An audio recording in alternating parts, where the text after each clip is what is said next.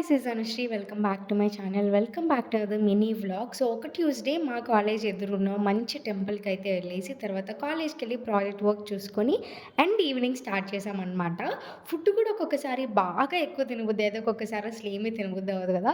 So అలా ఎక్కువ తినబుద్ధి అయిన రోజు ఇదనమాట. First starting with bajji masala and then panipuri and దాని తర్వాత సడెన్‌గా అప్పటికప్పుడు అనుకోని ఈ రంజాన్ సీజన్‌లో హలీం తినాలి అని చెప్పి గుంటూరులో ఒక ప్లేస్‌లో హలీం తినడానికి వెళ్ళామనమాట.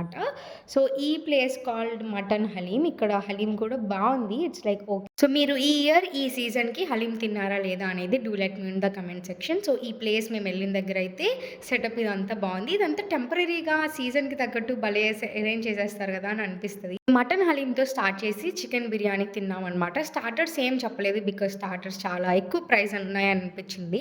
అండ్ దాని తర్వాత ఫలూదా, ఐస్ క్రీమ్, ఒక డిజర్ట్ టచ్‌తో. So that's it for this vlog. Thank you for watching.